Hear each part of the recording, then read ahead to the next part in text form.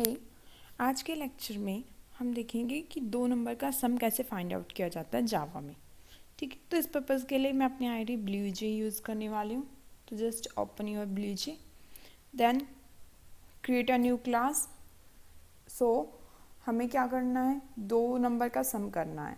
तो हम अपनी क्लास का नेम उसी अकॉर्डिंग रख लेते हैं, add number. Fine, then press enter. Just double click करेंगे अपनी क्लास पर, Ctrl+A से फुल सेलेक्ट कर देंगे, देन बैक स्पेस। फाइन। अब देखिए, हम जानते हैं कि जो हमारी जावा है वो 99% ऊप्स है, ऑब्जेक्ट ओरिएंटेड प्रोग्रामिंग है। ठीक है, तो अब हमें पता है कि जो जावा का कोई भी छोटा से छोटा प्रोग्राम है वो क्लास में लिखा जाएगा। ठीक है, और क्लास में लिखा जा रहा है तो हम जानते हैं कि जितने भी हमारे फंक्शंस होंगे वो किसी ऑब्जेक्ट के थ्रू ही हम उनको एक्सेस कर सकते हैं। क्यों? क्योंकि जो हमारे फंक्शंस हैं वो ऑब्जेक्ट के थ्रू एक्सेस हो पा रहे हैं। इसका मतलब क्या है कि जो हमारी जावा है वो क्या है, ऑब्जेक्ट ओरिएंटेड बेस्ड है। ठीक है, तो इसको प्रोग्राम को लिखने से पहले आप सबको पता होना चाहिए कि क्लास का सिंटैक्स क्या है। तो अब हम देखते हैं क्लास का सिंटैक्स क्या होता है, देन हम जल्दी से अपना प्रोग्राम राइट कर लेंगे। ठीक है, सबसे पहले एक्सेस स्पेसिफायर लिखा जाता है। एक्सेस स्पेसिफायर मीन्स आप अपनी क्लास को किस तरीके से रखना चाहते हैं, उसे प्रोटेक्ट करके रखना चाहते हैं, उसे प्राइवेट रखना चाहते हैं, पब्लिक। ठीक है, C++ में हमारे पास 3 एक्सेस स्पेसिफायर होते थे। जावा में क्या है, अगर आप कोई एक्सेस स्पेसिफायर नहीं दे रहे हैं अपनी क्लास को, तो क्या करता है ये जावा, उसे अपने आप ना एक एक्सेस स्पेसिफायर दे देता है डिफ़ॉल्ट। फाइन, देन आपको एक कीवर्ड लिखना है क्लास, जो ये बता रहा है कि आप क्लास क्रिएट करने जा रहे हैं।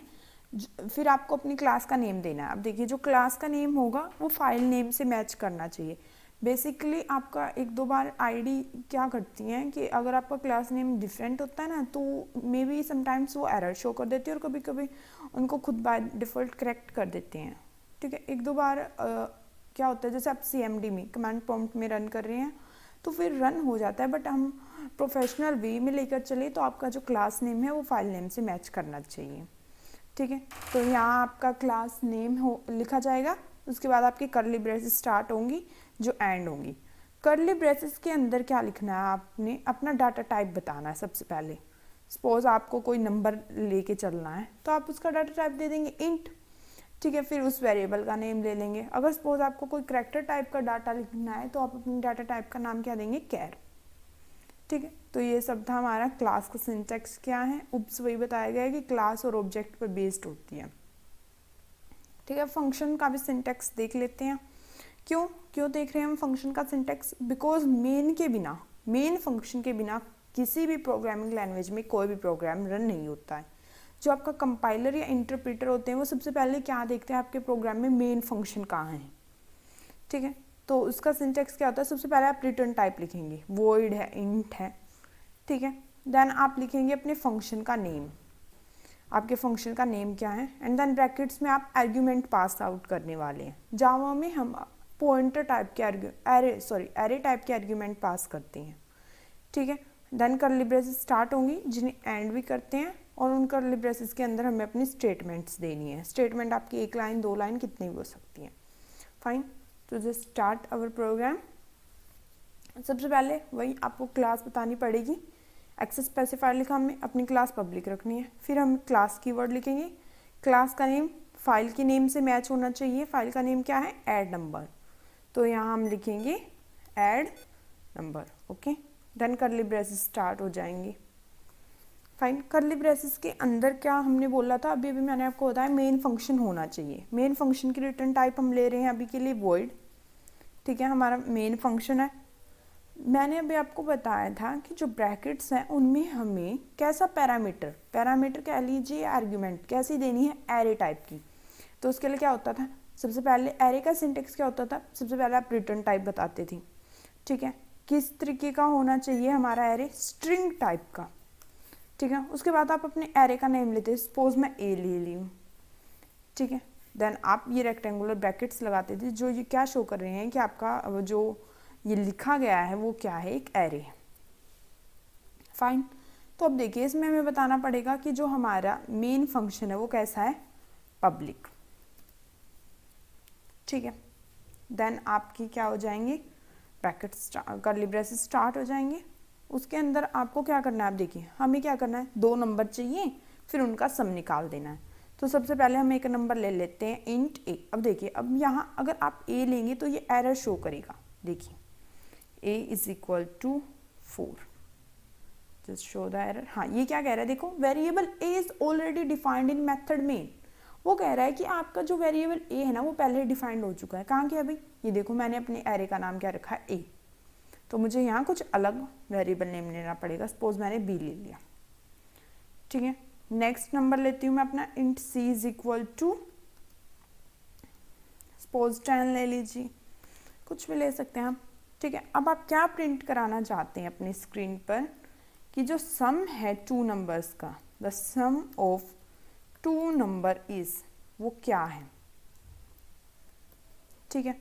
उसके साथ साथ अब आप सम भी देखना चाहते हैं, ठीक है। तो आप प्लस कैनकैटिनेशन होता है, जो मतलब आपके इस वाले को इससे लिखे गए आगे वाले सेंटेंस के साथ जोड़ने वाला है, फाइन।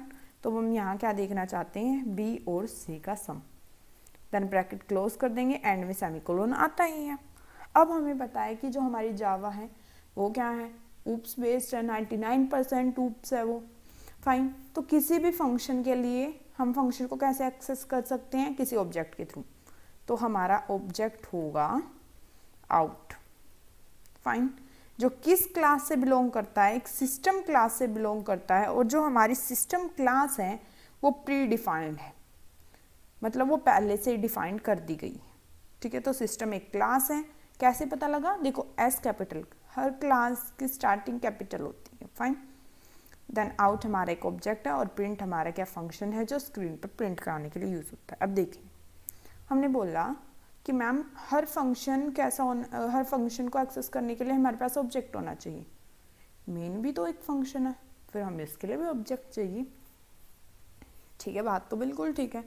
तो उसकी जगह, ऑब्जेक्ट की जगह हमारे पास एक ऑल्टरनेटिव है कि हम स्टैटिक वर्ड का यूज कर लें, ठीक है। स्टैटिक क्या करता है मैं आपको बता देती हूँ।